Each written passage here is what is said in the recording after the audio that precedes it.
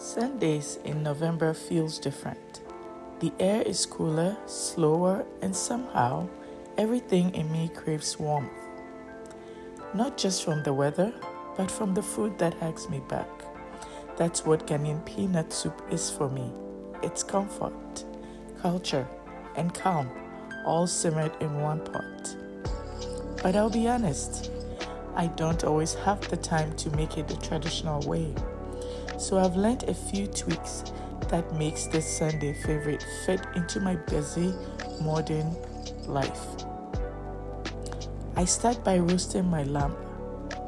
I season with my all-purpose seasoning that I made in my previous video. I go ahead and add in my vegetables of choice. I use tomatoes, ginger, and some fresh onions. That extra step, the roasting, adds a smoky depth that reminds me of open fire cooking back home. It's simple, it's efficient, and transforms the entire dish.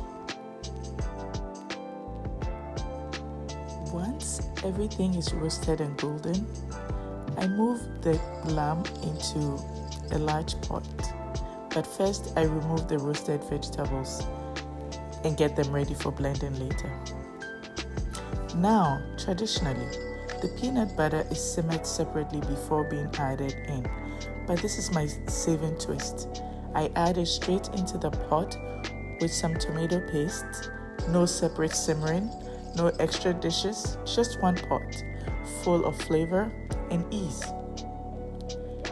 I go ahead and blend my roasted vegetables.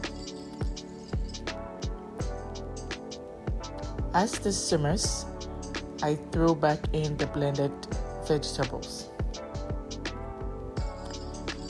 I pour in enough warm water or cold, stir gently, and let it all come together. As the soup simmers, I prepare my seasoning. I use grains of celery and calabash nutmeg as my seasoning of choice. If you don't have this, that's okay. You can use salt and any other all-purpose seasoning of your choice. That works too. I add in some seasoning cube and some salt. The peanut butter is thickening beautifully, creating that nutty flavor.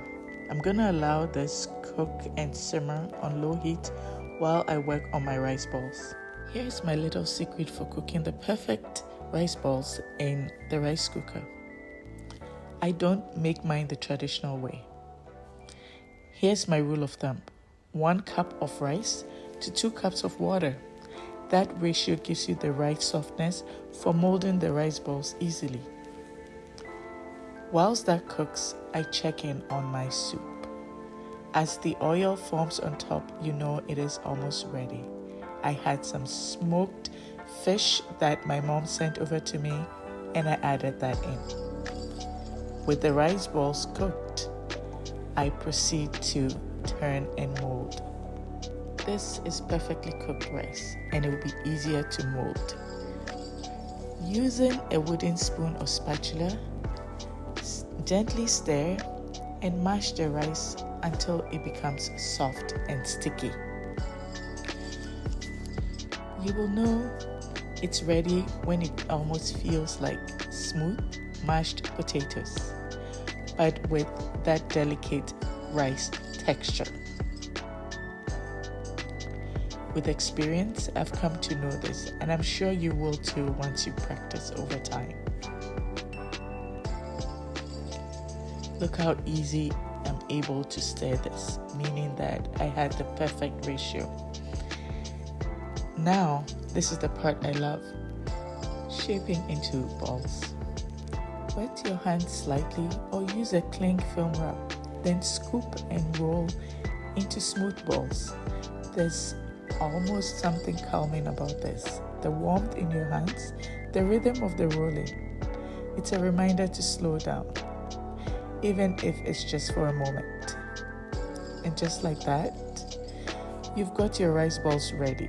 Soft, fluffy, and comforting. Perfect for peanut soup. Sometimes it's not about doing things the traditional way. It's about making them your way and still keeping the heart of the meal alive. So next time you crave that Sunday comfort of rice balls, remember, 1 cup rice, 2 cups water, and a little bit of patience. That's my foolproof way to make rice balls that never fail.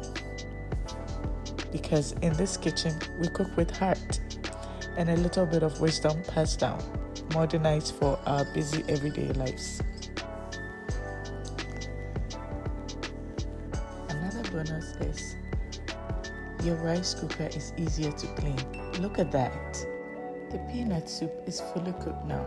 The tell sign is the oil that floats on the top. I usually serve this with plain rice or some bread for lighter days, but for today, we're enjoying it with rice balls. The beauty of this dish is that it's flexible and fits your season, your schedule, and your story as a mom. This time of the year always reminds me that food is more than just what's on the table. It's how we gather, even if it's just for a few minutes. It's how we pause before the week rushes in. And as a mom, it's how I remind myself that there can be simple, affordable, and still deeply soulful foods. As November begins, may your meals be warm, your pace be gentle, and your Sundays feel like home. Please comment, like, and share as we grow this channel together.